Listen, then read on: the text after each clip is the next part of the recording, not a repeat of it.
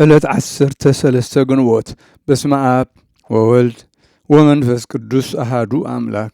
ዕለት 13 ግንቦት በዛ ዕለት እዚኣ ጽሙድን ተጋዳላይን አቦ ጠቢብ አርሳንዮስ ዓረፈ። እዚ ቅዱስ እዚ ካብ ሰብ ሃገር ሮማ እዩ።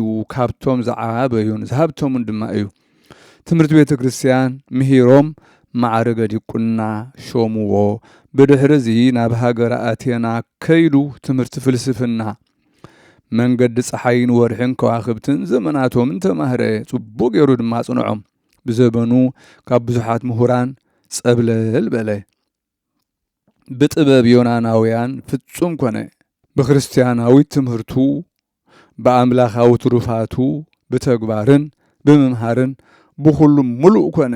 ቴዎዶስዮስ ዓብይ ኣብ ሃገር ሮምያ ምስ ነገሰ ንደቁ አኖሬዎስን አርቃዴዎስን ዝምህረሉ ሕያዋይን ፈላጥን ሰብ ደለየ። ነዚ ቅዱስ እዚ ከዓ ናብ ንጉስ ቴዎዶስዮስ ወሰድዎ። ንጉስ ንክልቲኦም ደቁ ክምህረሉ ለመኖ። ናብ ቤተ መንግስቱ ኣእትዩ ደቁ አኖሬዎስን አርቃዴዎስን አቅረበሉ። ቅዱስ አርሳንዮስ ከዓ ከምቲ ዝግባእ ገይሩ መሃሮም። ማዓዶም ከዓ ብዙሕ ስለ ዝምህሮም ብድኻም ብተጋድሎ ይቃለሶም። ምንቲ ስነ ስርዓት ገብሩን ዝሕምም ማህረምቲ ሃርሞም ይቐዝዖም ነበረ። ንጉስ ቴዎዶስዮስ ምስ ዕረፈ አኖሬዎስ ወዱ ኣብ ሃገር ሮማ አርቃዴዎስ ከዓ ኣብ ሃገር ቁስጥንጥንያ ነገሱ። እግዚአብሔር ከዓ እቲ ክምህሮም ከሎ ይሃርሞም ስለ ዝነበረ ኣብ ልቡ ፍርሃት ኣእተወሉ። በዚ ምክንያት እዚ ከዓ ፍቃድ እግዚአብሔር ደፋፍኦ እሞ ካብዚ ዓለም ንክወፅእ ኩሎም ነቶም ንነፍሶም ድሕነት ዝደልዩ ብሩህ መብራህቲ ንክኾኖም ምክንያት ረኸበ። ንሱ ብልቡ እንታይ ክገብር የና በለ ክሓስብ ከሎ እንሆ ካብ እግዚአብሔር ቃል መፀ። አርሳኒ አርሳኒ ክትድሕን ካብዚ ዓለም ውፃእ ዝብል። ነዚ ቃል እዚ ምስ ሰምዐ ኣይደንጎየን። ንግዚኡ ተንስኡ ክዳውንቲ ቀይሩ ናብ ሃገረ እስክንድርያ ከደ። ካብኡ ከዓ ኣብ ደብረ አባ መቃርስ ገዳማ አስቄጥስ በፅሐ። ኣብኡ ከዓ ብጾም ብጸሎት ዓብይ ተጋድሎ ተጋደለ። ምስቲ ሰናይ ምግባሩ ተግባሩ ምስ ትሩፋቱ ከዓ ኣርምሞ ስቕታ ኣጽንዐ። እቶም ኣሕዋት ብዛዕባ ስቕታኡ ምስ ሓተትዎ መለሰ። ኣነስ ኩሉ መዓልቲ ብዙሕ እየ ዝሓዝን በሎም። እዚ ቅዱስ እዚ ብውሽጡን ብደጊኡን ትሑትን ሕያዋይ ነበረ። ኩሉ ግዜ ግብሪ እግዚአብሔር ይገብር። ተግባረ እድ ብኢዱስ ምስራሕ እውን ኣየቋረፅን ነበረ። ካብቲ ዘፍረዮ ኣታዊኡ ካብ መግቡ ዝተረፈ ይምጽውቶ፣ ምስኡ ከዓ ይበኪ ይጽሊ ነበረ። ንነፍሶም መድሓኒት ንዝደልዩ ጥቕሚ ዘለዎ ብዙሕ ድርሳናትን ተግሳጻትን ደረሰ።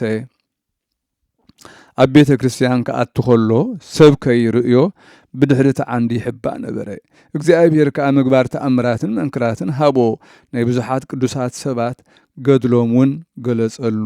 መልክዑ ጽቡቕ፣ ኣካላቱ ድልዱል፣ ገጹ ብሩህ፣ ኣጸቢቑ ሕጉስ ነበረ። ጭሕሙ ነዊሕ ክሳብ ሕባኒኡ ማለት ክሳብ መዕጠቂኡ ዝበጽሕ እዩ። ካብ ብዝሒ ብኽያትን ብዘይ ዕረፍቲ ኣገልግሎትን ቅርኒ ባዒንቱ ተመልጠ። ቁመቱ ነዊሕ ክነሱ ብሽምግልና ምክንያት ግና ደኒኑ ነበረ። ኩሉ መዋዕል ህይወት 100 ዓመት ኮነ። ካብኡ ኣብ ሃገር ሮማ 40 ዓመት፣ ኣብ ገዳማ አስቄጥስ 35 ዓመት፣ ኣብ ምስሪ 20 ዓመት፣ ኣብ ኣድባራት እስክንድርያ 3 ዓመት። ካብኡ ተመሊሱ ኣብ ደብሪ ምስሪ 2 ዓመት ተቐመጠ። ካብኡ ብሰላም ዓረፈ። በረኸቱ ምሳና ትኹን ዘለዓለም ዓለም አሜን።